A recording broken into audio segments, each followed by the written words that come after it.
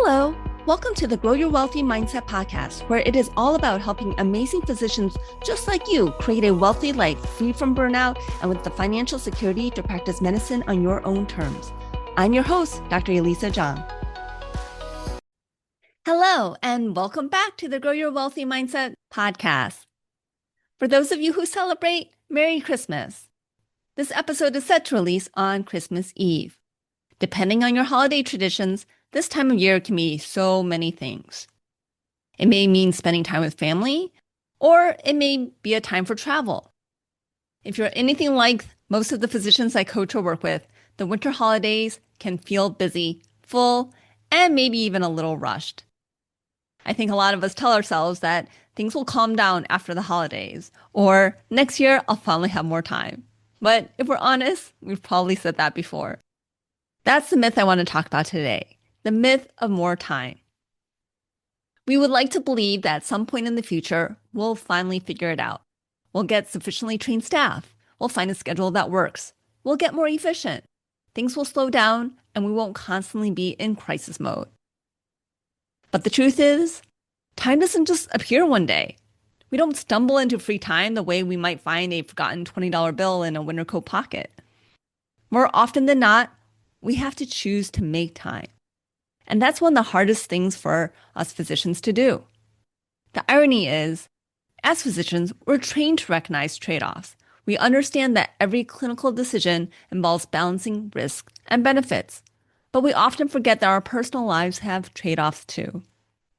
In the book, Your Money or Your Life, Joe Dominguez and Vicki Robin talk about the idea that money isn't just currency. It represents our life energy.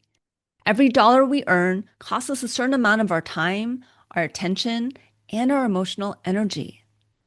When we think about it that way, every time we say yes to one more patient being squeezed in at the end of clinic, or pick up an extra shift to help out when the hospital is short-staffed, we're spending our life energy. Sometimes that trade feels worthwhile. Maybe it's a patient who truly needs us, or it's to build financial security for our family by getting paid extra for another shift.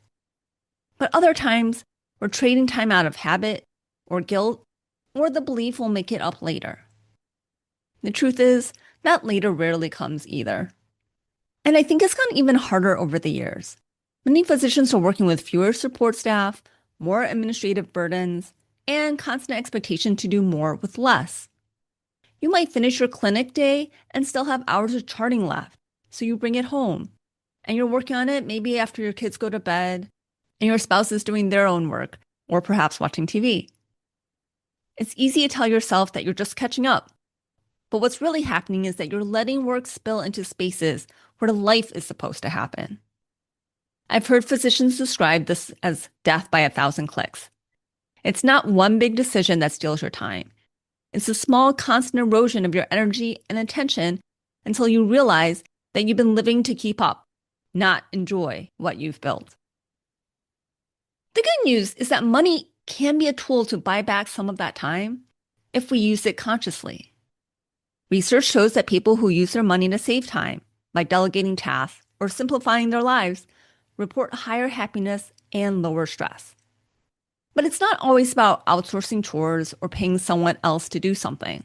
Sometimes it's about creating enough financial stability so that you can say no to being asked to do yet another task, or even walking away from a toxic work environment. It can also be choosing to reduce your hours once you're able, or being willing to take a slightly lower income in exchange for more control over your schedule. Maybe it's deciding not to upgrade your home or your car so you can maintain financial flexibility. We tend to think of financial freedom as something that we'll reach in the far future, when we hit a certain number or a specific net worth or a certain amount of passive income. But financial freedom is actually about having enough to make choices that align with your values today. It's what J.L. Collins likes to call FU money in his book, The Simple Path to Wealth. Time freedom is one of the most valuable forms of wealth there is. The challenge, of course, is that enough is a moving target. Every time we reach it, it shifts. The more we have, the more we think we need. But what if we reframe the question? Instead of asking, do I have enough money? We could ask, do I have enough time for what matters most to me? Enough time to rest, enough time to sleep, enough time to connect, enough time to enjoy the life we've been working so hard to build. The holidays can be a good reminder of that. The most meaningful moments in this time of year really come from what we buy. They come from time, from the family dinners, from the laughter that fills a room, from the quiet reflection when everything finally feels still. We often talk about money as a way to create security, but time is what gives life its meaning. You can always earn more money, but you can never earn more time. So this Christmas Eve, I want to invite you to pause and reflect on your own relationship with time. What are you postponing for later? What are you waiting to fully enjoy until the timing feels perfect?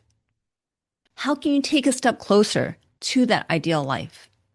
What would it look like to start living that ideal life today, in small ways, one step at a time? If you're in a place where you could give yourself the gift of time, even just an afternoon or a single evening without work, take it. Don't wait for permission. And if you're still on the path toward financial freedom, remember, the ultimate goal isn't to have more money, it's to have more life. This is why I've chosen to work part-time, even though it delays my ability to fully no longer work for money. It's so that I can have time to do things that I love now, like traveling, which is what I'm doing now as this episode is releasing, as I'm spending these winter holidays in Japan. This holiday season, my wish for you is that you get to experience moments that remind you of why you worked so hard in the first place. To rest, to connect, to be present with the people that matter most.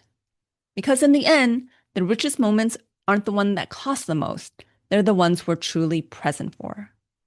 Wishing you peace, joy, and presence this Christmas Eve. Thank you so much for being a listener of the Grow Your Wealthy Mindset podcast.